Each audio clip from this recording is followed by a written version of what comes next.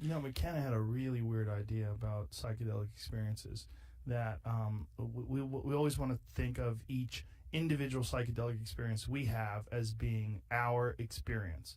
But he believed that there was a database connected to each entheogen.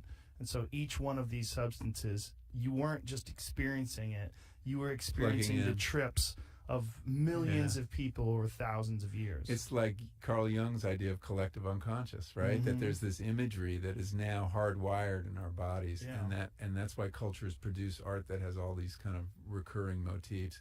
Well, we know the DMT story, right, with the machine elves and the various, a lot of people have the same imagery on that drug. Right. Now, whether Terence McKenna started that, because that was a meme he introduced to the culture, you'd have to find some innocent culture and see if they have the same experience that had never heard about that idea. I did not have machine elves in my consciousness, but I did hear literally, not even hearing it. Like when they would say things to you, but one of the things they said was, "Do not give in to astonishment," which was exactly what McKenna used to always say. Do not give in to astonishment. And then the other thing was, "I love you."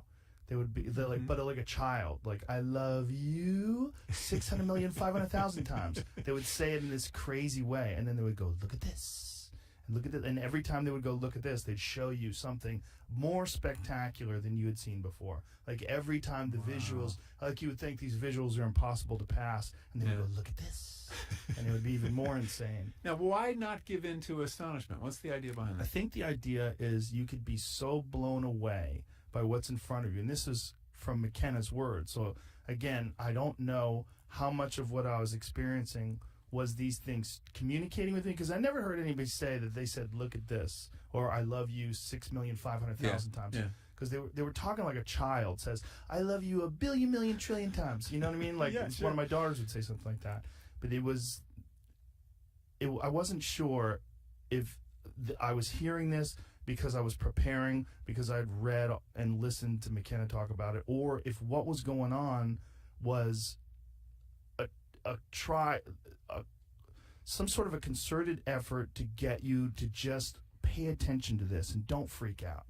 Don't go, "Oh my God, this is too much. I can't do this. I can't do that." Right. Because it's so mind-blowing. Barriers. You've had the to protect experience. yourself. Yeah, no, I know. It's so freaky that don't give in to astonishment is almost like it's a good primer, a good code to follow. Like, let's just let it happen. Just give into it. Don't whatever you do, don't try to fight it, and give into it. Well, that's key. I mean, the most important lesson I learned from both my experience and all the teachers that I worked with is surrender.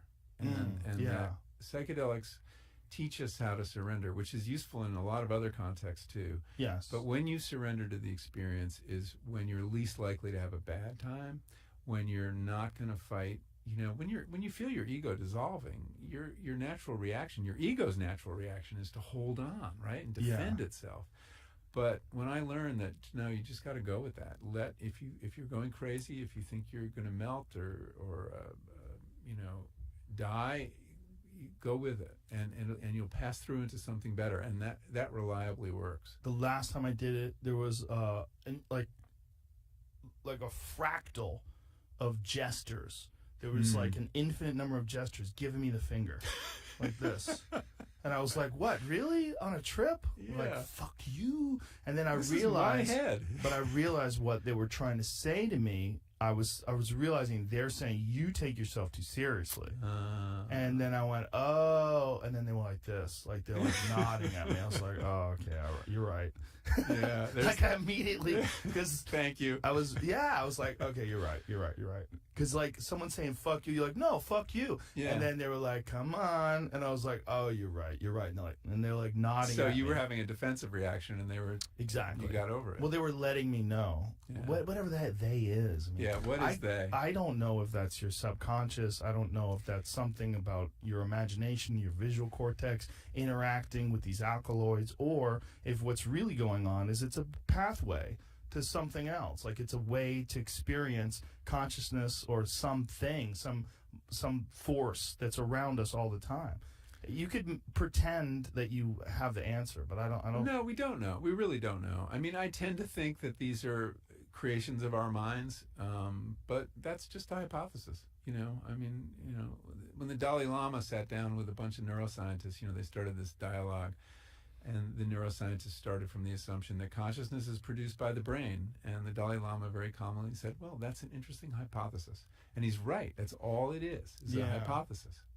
Consciousness could be fields. It could be something Aldous Huxley believed, and other people, Henri Bergson, the philosopher, that we should think of our minds as like radio receivers or TV receivers, and that the consciousness, we have, what our brains do is tune in to frequencies of consciousness that exist outside of us. Yeah. And in the same way you wouldn't look in the TV to find the woman giving you the weather report, she's not there.